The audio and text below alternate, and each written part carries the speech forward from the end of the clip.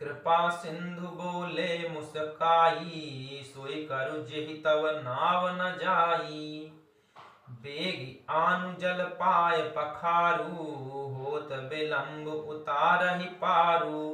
कृपा के समुद्र श्री रामचंद्र जी केवट से मुस्कुराकर बोले, हे भाई, तू वही कर जिससे तेरी नाव न जाए। जल्दी पानी ला और पैर धो ले, देर हो रही है, उस पार उतार दे।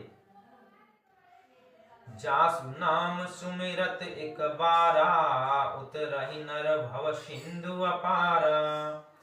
सोई कृपालु केवटहि निहोरा, जेहि जग कियतिहु पगहु तिथोरा। एक बार जिनका नाम स्मरण करते ही मनुष्य अपार भवसागर से पार उतर जाते हैं,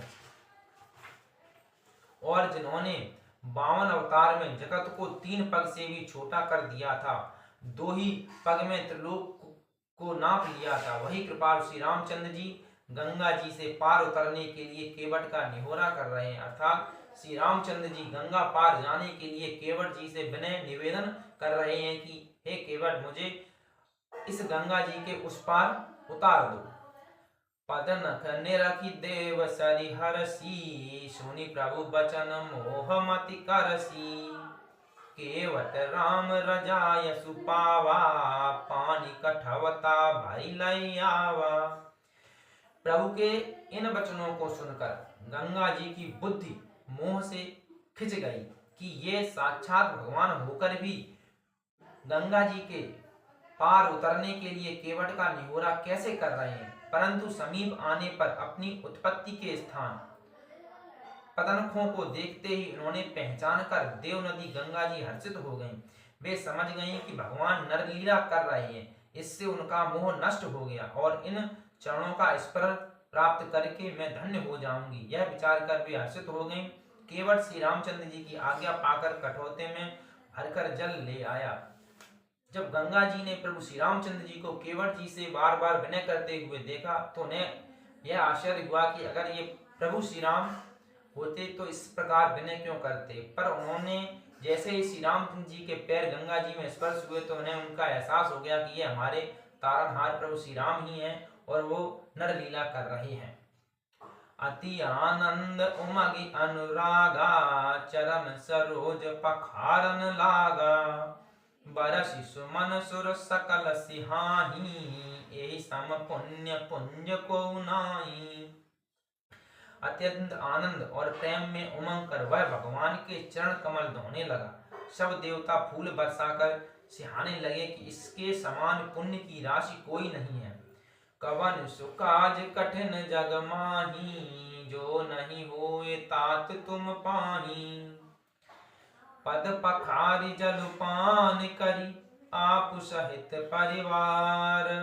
पितर पारि करि प्रभु ही पुनि, मुदत गए पार।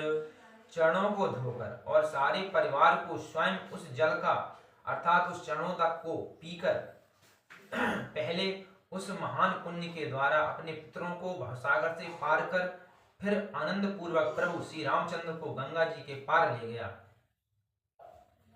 कवन सुकाज कठिन जग माही, जो नहीं होए तात तुम पाही। उतर ठाड़ भय सुर सरी रेता, सिय राम गुहु लखन समेता। केवट उतरि दंडवत कीना, प्रभु ही सकुच एहि नहीं कछु दीना। निषाद राज और लक्ष्मण जी सहित श्री सीता जी और श्री रामचंद्र जी नाव से उतरकर गंगा जी की रेत बालू में खड़े हो गए।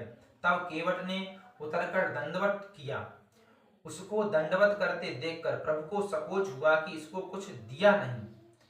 पिया हिया की सिय जान निहारी, मन मुदरी मन मुदित उतारी।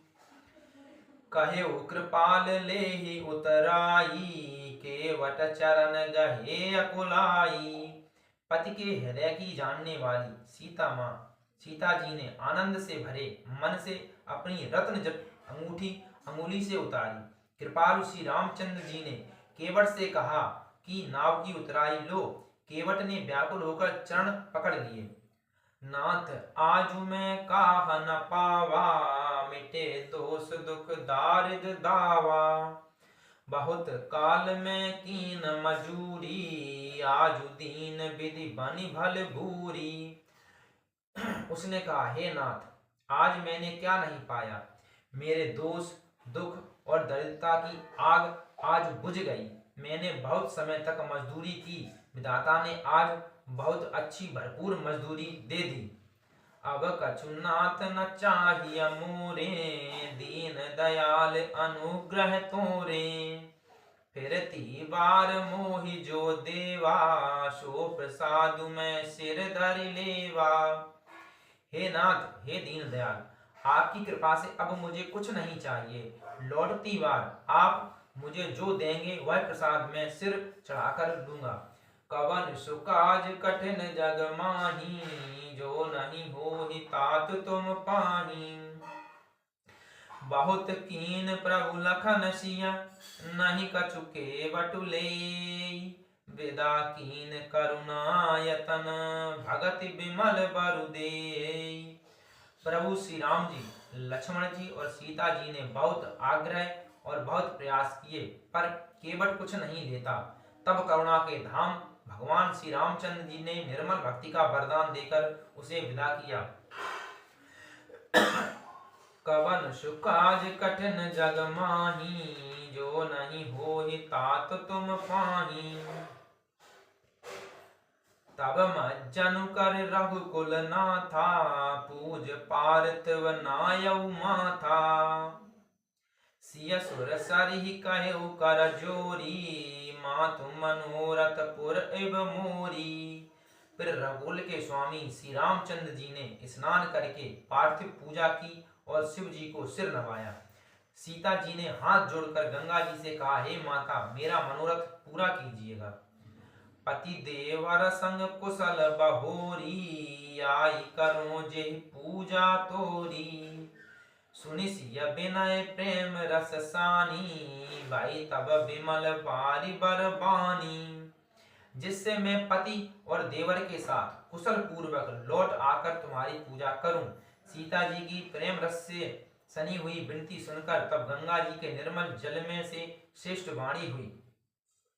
सुनु रघुबीर प्रिया वैदेही, तब प्रभाव जग विदित न केही।